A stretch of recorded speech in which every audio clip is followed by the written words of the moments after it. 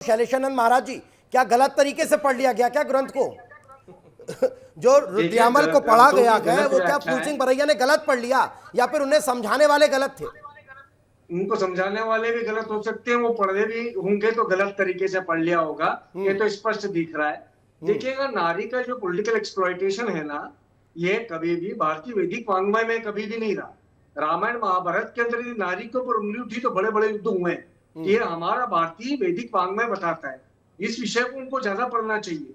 जो यामल की बात कर रहे हैं तो यामल के अंदर भी बड़े वैज्ञानिक स्वरूप है।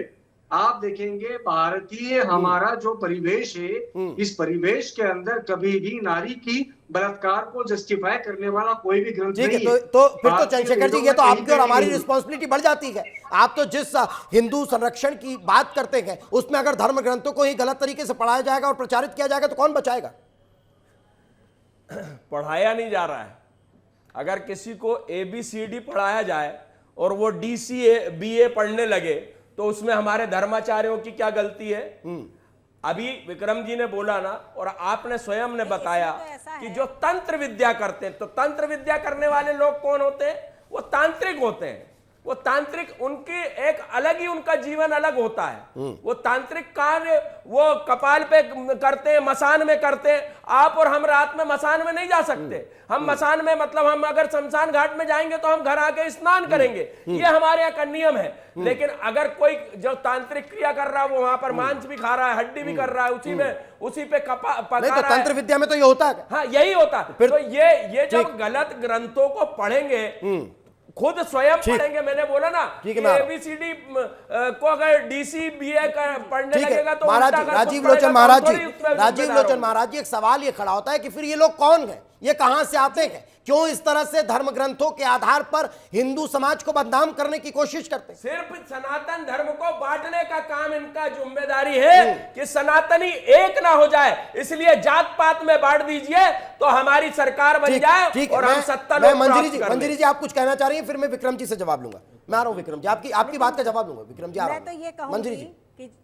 जाकी रही भावना जैसी, प्रभु मूरत देखी तिन तैसी। तो ये इनकी भावना, इनका दृष्टिकोण जैसा है उसी तरीके से ये शास्त्रार्थ भी कर लेते हैं, उसी तरीके से हमारी बहन बेटियों को देखते हैं उसी दृष्टिकोण से। तो इनकी जो भावना है वो प्रकट होती है और बार बार प्रकट होती है। और हालांकि ये वाला जो आपने दोहा कहा है वो भी इनके लिए बेकार है, क्योंकि वो दोहा तो भगवान संत तुलसीदास जी महाराज ने कहा है, जब भगवान कृष्ण के रूप में उन्हें दर्शन दिए राम जी ने। होनी चाहिए।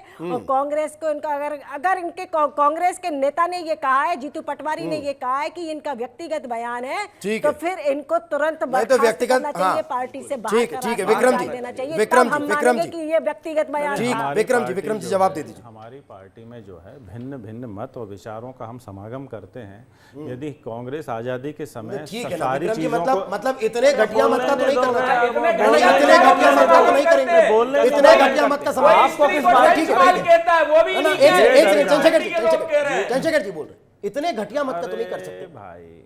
पानी दो पहले थोड़ा। नहीं, पानी दीजिए विक्रम जी, पानी जी। विक्रम नहीं देखिए, पानी पी लिया आपने तो नहीं पी ली, हार भी मान लो, विक्रम जी उनको पार्टी से बाहर भी निकलवाओ। नहीं, हम लोग वैज्ञानिक सोच को प्रोत्साहित करते हैं। मैडम पता नहीं क्यों मेरी बात का समर्थन नहीं करते ये हैं। रेप वर्ड वैज्ञानिक क्या दृष्टिकोण है? आप वो दृष्टिकोण पर उल्लेखित रहिए ना। भारत में जाति जो है गरीबी और अपराध का कारण बनती है।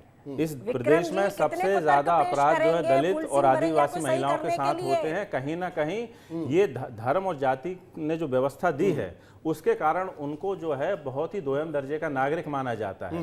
इस कारण उन्होंने ये संदर्भ दिया है कि बताइए कि कहीं कहीं रेप के लिए जो माना जाता है, जिस देश में राष्ट्रपति जैसे पद पर एक महिला को बैठा दिया तो नहीं तो रेप नहीं हो रहा है इस देश में क्या? और मध्य प्रदेश में सबसे ज्यादा अपराध उस रेप को भी आप जाति पर क्यों बांटते? ना, रेप को जाति पर बांटना क्या सही है?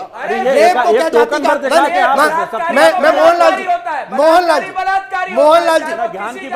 जी, अगर बलात्कार किसी भी बच्ची से हो, किसी भी महिला से हो तो वो गलत है। उसमें हम जाति के आधार पर चर्चा क्यों कर रहे हैं? ये बड़ा सवाल करना।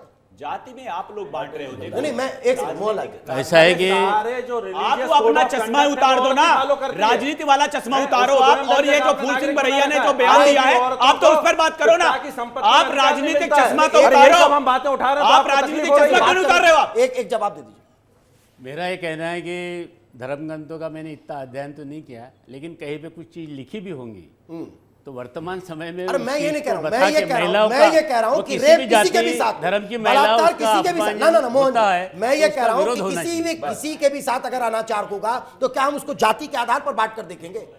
अभी क्या है कि जाति के आधार पे पहले होता था शोषण, अभी परिस्थितियां वैसी बदल गई ना, अब नहीं हो रहा है ना, बदल रही है। विक्रम जी, मैं ये कह रहा हूं विक्रम जी, कि जब परिस्थितियां आदिवासी बदल रही है। दलित आदिवासी चेयरमैन ये कह रहे हैं, मानते हैं, हम ये मानते हैं और आंकड़े हमारे पक्ष में हैं कि इस देश में जो है औरतों को कहीं ना कहीं एम्पावरमेंट की अभी भी जरूरत है, और खास तौर पर जो दलित महिलाओं के तो दोनों गाल पे तमाचा पड़ता है, एक तो जातिवाद का, एक पुरुषसत्ता का, मान रहा हूं, वो तो समर्थन और करूंगा परेशान आपकी है इस वो बात तो का। नहीं ठीक है, मैं आपकी इस बात का समर्थन कर तो रहा हूं, भाई लेकिन उसकी वैधता धर्म ग्रंथों से निकलती लेकिन है, ये वो भारतीय कहना जनता चाह रहे हैं, ये फिर है फिर मुद्दा। आप उसी पे, फिर आप उसी पे, मैं नारी एक बात शक्ति आपकी सही वंदन बता अरे रहा हूं, पर्दा आप पर्दा गलत कर रहे हैं। बताओ, जो आप जो दूसरी बात घूंघट कर रहे हैं। होता है वो रहता आप गलत आ गए है, इस पर। नहीं तो वो काय में था, यहाँ वो फूल सिंह था बरैया काय की में, ये बात हो रही है, बताइए आप वो पर्दा प्रथा में नहीं पहुंच तो गए भाई। था काय में वो तो राजा राम मोहन नहीं ने तो कब उसकी खत्म वैध, कर दिया। अरे जाति प्रथा की वैधता कहाँ से निकलती बताओ। अच्छा आप क्या बात कर रहे क्या हैं? बात कर रहे हैं? शैलेशानंद जी महाराज, अरे कुछ शैलेशानंद जी महाराज, ये खत्म हम ही नहीं किए, शैलेशानंद जी महाराज, ये प्रथाएं खत्म हम ही नहीं की है। अगर कहीं कुछ ऐसा हो रहा था तो उसको बंद करने वाले, खत्म करने वाले हम ही है ना,